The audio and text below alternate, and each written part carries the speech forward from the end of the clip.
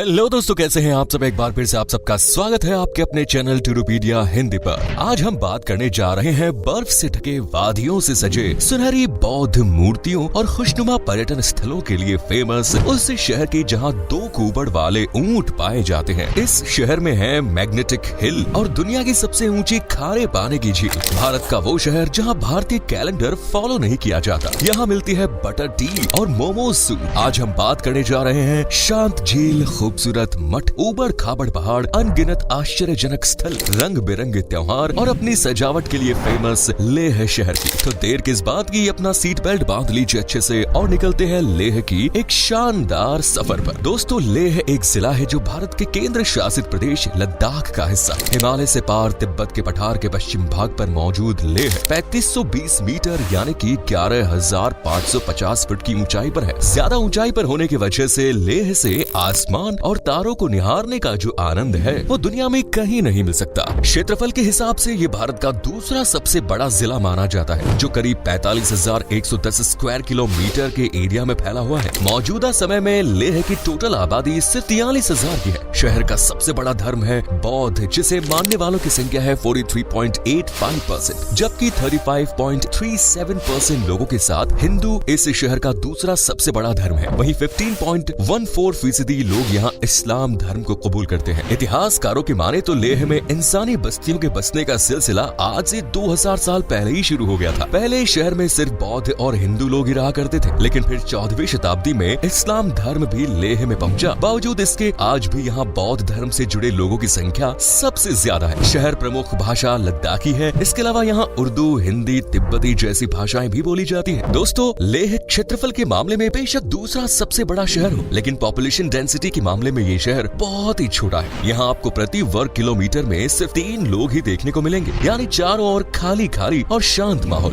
लेह में कहीं भी खड़े हो जाइए, आपको चारों ओर पहाड़ ही पहाड़ देखने को मिल जाएंगे। लेह और लद्दाख को एक साथ पुकारा जाता है, इसीलिए कई लोगों का मानना है कि ये दोनों एक ही है, यानी एक शरीर दो जान। बेसिकली लद्दाख एक केंद्र शासित प्रदेश है जो पहले जम्मू और कश्मीर का हिस्सा हुआ करता था, लेकिन फिर अक्टूबर 2019 को लद्दाख को एक अलग केंद्र शासित प्रदेश के रूप में घोषित कर दिया गया और इसी दरमियान लेह को लद्दाख की राजधानी घोषित कर दिया गया। शहर के इतिहास की बात करें तो तिब्बत, कश्मीर और भारत समेत चीन के बीच सिंधु घाटी के व्यापार मार्गों पर लेह ने सदियों तक महत्वपूर्ण भूमिका निभाई है। दोस्तों, लेह को अपनी खूबसूरती के लिए चांद की धरती और भारत माता का ताज कहा जाता है। इस शहर में ज्यादातर लोग बौद्ध धर्म से प्रभावित है, इसीलिए यहाँ परंपराएं भी भारत से अनोखी ही देखने को मिलती है। यहाँ महिलाओं और पुरुषों को बराबर समझा जाता है और महिलाएं पुरुषों के हर काम में उनका हाथ बटाती है। वैसे तो लेह की जमीन ये इजाजत नहीं देती कि लोग खेती बाड़ी करके अपना घर चला सके, लेकिन इसके बाद भी यहाँ लोग अपने घरों में या आसपास खाली पड़ी जगहों पर खूब खेती करते हैं। यहाँ गेहूं, जौ, राजमा, तरबूज और खरबूज की खेती सबसे ज्यादा होती है। खेती के अलावा लेह के लोगों में पशुपालन का भी क्रेज है। इस शहर में गाय, भेड़, बकरी, याक जैसे पशुओं को पाला जाता है, जो इनके रोजगार का साधन बनते हैं। लेह की वेशभूषा की बात करें तो दोस्तों, ये भारत के बाकी हिस्सों से बिल्कुल अलग है। यहाँ पुरुष एक खास तरह की पोशाक पहनते हैं जिसे गोंचा कहा जाता है और ये ऊपर से लेकर नीचे तक पूरे शरीर को कवर करती है। इसके अलावा महिला हो या पुरुष, सिर पर टीपी या तीबी नाम की एक लंबी सी टोपी पहनी जाती है, जो कि लेह की पारंपरिक पोशाक का हिस्सा है। बात अगर महिलाओं की करें तो लेह की महिलाएं आपको सुलमा नाम की पोशाक पहनती है। ये दिखने में जितनी सुंदर होती है उतने ही चटकीले रंग में होती है। यहाँ के लोगों की बात करें तो ये बहुत मिलनसार और शांत स्वभाव के होते हैं, लेकिन अपने धर्म, संस्कृति और परंपराओं के लिए काफी सीरियस होते हैं। लेह के लोगों की मेहमान नवाजी से तो आप खुश हो जाएंगे। लेह को रंग बिरंगे त्योहारों की भूमि भी कहा जाता है, जहाँ साल भर अलग अलग त्योहार सेलिब्रेट किए जाते हैं, जैसे हेमिस सेचू, लोसार, फ्यांग सेडूप, साका दावा, माथो, नागरांग, सिंधु दर्शन और लद्दाख महोत्सव। इसके अलावा यहाँ के लोकप्रिय नृत्य हैं कथोक, चैनमो और चांग। कहने को तो लेह के सेक्स रेशियो का हाल कुछ खास नहीं है, लेकिन दोस्तों, इस शहर में महिलाओं को जागरूक रहना अच्छे से आता है। शायद आप ना जानते हो, लेकिन लेह में 25 साल से कम उम्र की महिलाओं को आत्मरक्षा की ट्रेनिंग दी जाती है। उन्हें कुंफू सिखाई जाती है। वर्स्ट से वर्स्ट सिचुएशन में अपना बचाव करने की लगभग हर कला सिखाई जाती है इन्हें। लेह के लोगों में खेल कूद को लेकर भी जागरूकता देखी जाती है। ये लोग पोलो और आर्चरी सबसे ज्यादा पसंद करते हैं। इसके अलावा यहाँ के लोगों के बीच वॉलीबॉल, फुटबॉल, हॉकी और क्रिकेट भी पसंद किया जाता है। लेह को दोस्तों धरती की सबसे ठंडी जगहों में शुमार किया जाता है। यहाँ एक छोटा सा गाँव है द्रास, जिसे सबसे ठंडा स्थान माना जाता है। सर्दियों में लेह का तापमान -20 डिग्री सेल्सियस को भी पार कर जाता है, तो वहीं गर्मियों में शहर का तापमान 2 से 3 डिग्री सेल्सियस तक रहता है, जबकि द्रास का टेम्परेचर तो -45 डिग्री सेल्सियस तक पहुंच जाता है। आपको शायद हैरानी होगी, लेकिन पूरे भारत में जिस कैलेंडर का यूज होता है उसे लेह में फॉलो नहीं किया जाता। जी हाँ, यहाँ का कैलेंडर अलग और दिलचस्प है। यहाँ तिब्बती कैलेंडर को यूज किया जाता है, जिसमें लगातार 2 वर्ष 12 महीने और हर महीने में 30 दिन होते हैं। वेल, अगर आपने लेह की मैग्नेटिक हिल देख ली तो समझ लीजिए आपका पैसा वसूल। जी हाँ दोस्तों, इस शहर में एक चुंबकीय क्षेत्र वाली हिल भी मौजूद है। इस पहाड़ी के पास जाने पर भी ऐसा लगता है मानो आप पहाड़ी के ऊपर जा रहे हैं। लेह भले ही ऊबड़ खाबड़ पहाड़ों बर्फ की चादरों से भरा हुआ हो, लेकिन पशु पक्षियों की ये फेवरेट जगह है। इसे भारत का सफेद रेगिस्तान भी कहा जाता है और लेह बहुत से पक्षियों का घर है। लेह में 220 से ज्यादा पक्षियों की प्रजातियां देखी जाती हैं, जितनी कई दुर्लभ और कई प्रवासी पक्षी भी शामिल हैं। लेह में ही दोस्तों 2 कुबड़ वाले ऊंट देखने को मिलते हैं, जिनकी सवारी भी की जा सकती है। इनके अलावा हिम तेंदुओं की संख्या लेह सहित पूरे लद्दाख में सबसे ज्यादा मानी जाती है। लद्दाख के हेमिस नेशनल पार्क में तो आपको हिम तेंदुए सबसे ज्यादा देखने को मिलेंगे। वैसे अगर सफेद रेगिस्तान यानी बर्फीले इलाकों की बात हो और याक का नाम न लिया जाए तो कहानी अधूरी रह जाती है। नई लेह में याक की कमी नहीं है